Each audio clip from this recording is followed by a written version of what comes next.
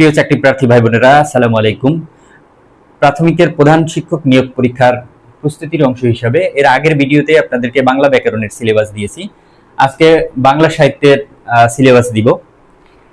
প্রথমেই আপনারা প্রাথমিক বিদ্যালয়ের দ্বিতীয় থেকে পঞ্চম শ্রেণীতে যে সকল লেখা রয়েছে তাদের লেখকগুলিকে আপনারা ভালো করে পড়ে ফেলবেন এবং কবিতার লাইনগুলিকে আপনারা পড়ার চেষ্টা করবেন। যেমন রজনীকান্ত সেন স্বাধীনতার সুখ নামে একটি কবিতা আছে চতুর্থ শ্রেণীতে। বাবুই পাখিরে ডাকি বলিছে চড়াই, কুরের ঘরে থাকি করশিল্পের বড়াই। এরপরে আছেন যতীন্দ্র মোহন বাগচি, কাজলা দিদি চতুর্থ শ্রেণীতে আছে। বাঁশবাগানের মাথার উপর চাঁদ উঠেছে ওই, মাগো আমার শোলক বলা কাজলা দিদি কই। এরপর দেখেন বনদেয়ালি মিয়া, আমার গ্রাম, তৃতীয় শ্রেণী। অবশ্যই কবিতার লাইনগুলি অনেক গুরুত্বপূর্ণ। আমাদের ছোট গায়ে ছোট ছোট গ্রাম। মদন মোহন তর্কালঙ্কার, আমার পণ তৃতীয় শ্রেণীতে আছে। সকালে উঠিয়ে আমি মনে মনে বলি সারাদিন আমি যেন ভালো হয়ে চলি। দেখেন মদন মোহন তর্কালঙ্কার এর এই যে আমার পণ কবিতার প্রথম দুইটি লাইন কিন্তু বিসিএস পরীক্ষায় এসেছিল। সেজন্য আপনার যেহেতু প্রধান শিক্ষক পরীক্ষার প্রশ্নটি পিএসসি করবে, সেজন্য কিছুটা বিসিএস এর আদলেই কিন্তু প্রশ্ন হবে, লাইন উঠিয়ে দিবে, আপনাকে বলবে যে এটা কোন কবিতার লাইন। এরপর দেখেন কুসুম কুমারী দাস, আদর্শ ছেলে তৃতীয় শ্রেণী। আমাদের দেশে হবে সেই ছেলে কবে কথায় না বড় হয়ে কাজে বড় হবে। এরপর দেখেন সুকুমার বড়ুয়া, মুক্তি সেনা, ধন্য ধন্য সবাই ধন্য, অস্ত্র ধরে যুদ্ধ করে মাতৃভূমির জন্য। এরপর দেখেন রকুনুজ্জামান খান, হাসি তৃতীয় শ্রেণীতে আছে। হাসতে নাকি জানে না কেউ, কে বলেছে ভাই। এবার হচ্ছে নবকৃষ্ণ ভট্টাচার্য, কাজের আনন্দ দ্বিতীয় শ্রেণী। মৌমাছি মৌমাছি কোথা যাও নাচি নাচি। এরপর দেখেন আহসান হাবিব, সুকুমার রায়, আল মাহমুদ, কাজী কাদের নেওয়াজ, সত্যেন্দ্রনাথ দত্ত, অন্নদা শঙ্কর রায়। এদেরকে কিন্তু আপনাদেরকে ভালো করে পড়তে হবে, কারণ এরা যেহেতু আপনি প্রধান শিক্ষক হবেন প্রাথমিক বিদ্যালয়ে, তাহলে প্রাথমিক বিদ্যালয়ে কোন কোন বাংলা বইয়ে কোন কোন লেখাগুলি আছে, কোন কোন লেখকের লেখাগুলি আছে, তাদেরকে কিন্তু আপনাদেরকে ভালো করে জানতেই হবে। এরপর দেখেন সুফিয়া কামাল, সৈয়দ মুজতবা আলী, আব্দুল গফফার চৌধুরী, এদের লেখা কিন্তু এই যে দ্বিতীয় থেকে পঞ্চম শ্রেণীর বইয়ে বাংলা বইয়ে রয়েছে। এরপরে দেখেন প্রধান প্রধান যে সাহিত্যিকগুলিকে আপনারা পড়বেন, বাংলা সাহিত্যের আদিম যুগ থেকে পড়বেন রবীন্দ্রনাথ ঠাকুর। রবীন্দ্রনাথ ঠাকুর দেখেন এরা রবীন্দ্রনাথ ঠাকুর কিন্তু বাংলা সাহিত্যের বড় একটা অংশ জুড়ে রয়েছে। তাই রবীন্দ্রনাথ ঠাকুর এবং নজরুল ইসলাম এদেরকে খুব ভালো করে পড়তে হবে, এদের এ টু জেড আপনাদেরকে পড়তে হবে। রবীন্দ্রনাথ ঠাকুরের লেখা আছে বীর পুরুষ 2-3 পঞ্চম শ্রেণীতে আছে। আমাদের ছোট নদী দ্বিতীয় শ্রেণীতে, আমাদের ছোট নদী চলে যে বাঁকে বাঁকে, বৈশাখ মাসে তার হাঁটু জল থাকে। এবার দেখেন মাইকেল মধুসূদন দত্ত পড়তে হবে, জসিমউদ্দিন, ঈশ্বরচন্দ্র বিদ্যাসাগর, বেগম রোকেয়া, আখতারুজ্জামান ইলিয়াস, তারপর প্রমোদ চৌধুরী, তারপর হচ্ছে মীর মুশাররফ হোসেন। দেখেন এইবারে কিন্তু মুসলিম সাহিত্যিকরা খুবই ইম্পর্টেন্ট। মুসলিম যে কবি সাহিত্যিক রয়েছে, মীর মুশাররফ হোসেন, সৈয়দ ইসমাইল হোসেন সিরাজি, ফারুক আহমেদ, গোলাম মুস্তফা। এছাড়াও আপনারা পড়বেন সমসাময়িক যে লেখকগুলি আছে, যারা হচ্ছে যে যেরকম সেলিনা হোসেন, হাসান আজিজুল হক, তারপর হচ্ছে আপনার সেলিম আল দিন, মামুনুর রশিদ, তারপরে হচ্ছে আপনার হচ্ছে এই যে মুনির চৌধুরী, শহীদুল্লাহ কায়সার, তারপরে আহমদ সোফা, এদেরকে আপনারা খুব ভালো করে পড়বেন। এরপরে দেখেন বাংলা সাহিত্যের মধ্যযুগ আধুনিক যুগের মধ্যে আরো কয়েকজন লেখক আছে, যেমন শামসুল হক, শামসুর রহমান, তারপরে হচ্ছে আপনার বিভূতিভূষণ বন্দ্যোপাধ্যায়, মানিক বন্দ্যোপাধ্যায়, এদেরকে আপনারা পড়বেন। শরৎচন্দ্র চট্টোপাধ্যায়, এদেরকে আপনারা ভালো করে পড়ার চেষ্টা করবেন। এরপর দেখেন বাংলা সাহিত্যের মধ্যযুগ, শ্রীকৃষ্ণ কীর্তন কিন্তু বাংলা সাহিত্যের মধ্যযুগের শ্রেষ্ঠ এবং প্রথম কাব্য হচ্ছে শ্রীকৃষ্ণ কীর্তন।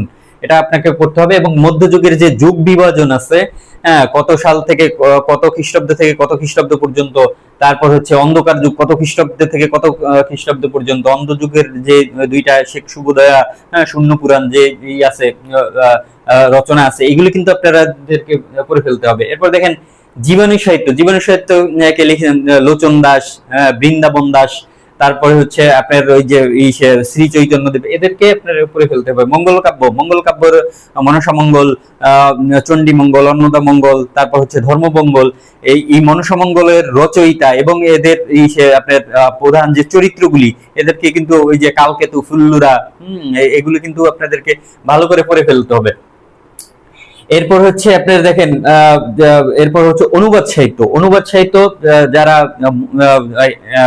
অন্য ধর্মের হিন্দু যারা, তাদের জন্য হচ্ছে সাহিত্যের কথা। আর যারা মুসলমান তারা লিখছেন রোমান্স ধর্মী প্রণয় উপাখ্যান, যেখান ইউসুফ জুলেখা, লাইলি মজনু, এদেরকে এই সকল বিষয় আপনারা পড়ে ফেলবেন। এরপর দেখেন রোসঙ্গ রাজসভায় বাংলা সাহিত্য, রোসঙ্গ রাজসভা, আরাকান, বাংলা সাহিত্যের ভাষায় আরাকানকে রোসঙ্গ বলা হয়। রোসঙ্গ রাজসভার যে বাংলা সাহিত্য আছে, যে সাহিত্যিকগণ আছে, তাদেরকে আপনারা কিন্তু পড়ে ফেলতে হবে। যেমন হচ্ছে আপনার আলাওয়াল, তারপর হচ্ছে কুরাইশি মাগন ঠাকুর, তারপর হচ্ছে দৌলত কাজী। দেখেন দৌলত কাজীর একটা আছে যে সতী ময়না লোরচন্দানী, তারপর হচ্ছে আলাওয়ালের পদ্মাবতী, তারপর হচ্ছে কুরাইশি মাগন ঠাকুরের আপনার আছে কি চন্দ্রাবতী, আপনারা ভালো করে পড়ে ফেলবেন।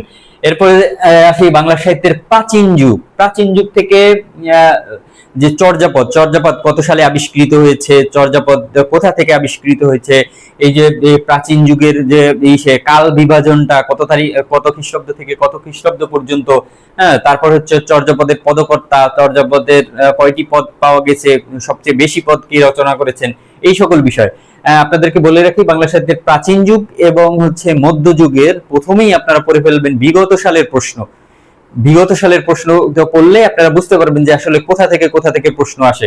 বিশেষ করে মধ্যযুগে কিন্তু আপনারা গুলিয়ে ফেলবেন, এই কারণ মধ্যযুগের আগেই পড়বেন আপনি বিগত সালের প্রশ্ন, তারপরে পড়বেন মূল বই থেকে আপনারা পড়ার চেষ্টা করবেন।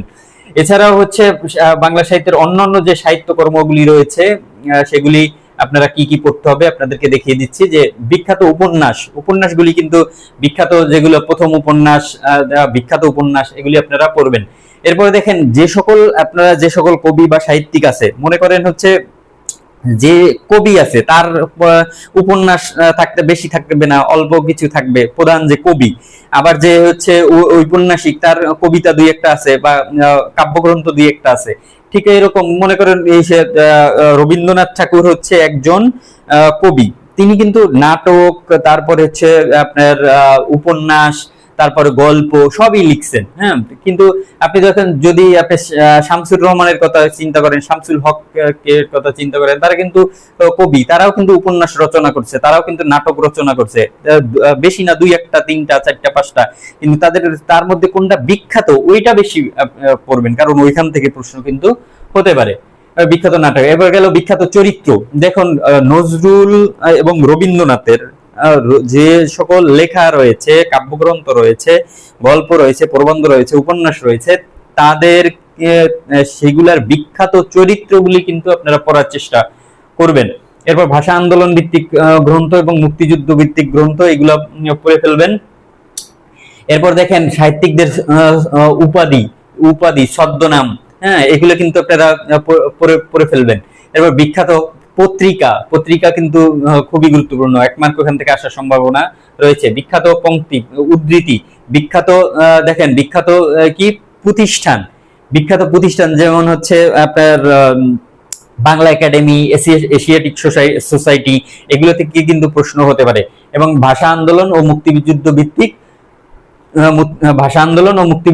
ভিত্তিক চলচ্চিত্র, এগুলা খুব ভালো করে আপনারা পড়ে ফেলবেন। এই ছিল আজকের ভিডিওটি। আপনাদের ভালো লাগলে আমার চ্যানেলটি সাবস্ক্রাইব করুন এবং শেয়ার করুন এবং নোটিফিকেশন অন করুন পরবর্তী ভিডিও পাওয়ার জন্য। ধন্যবাদ।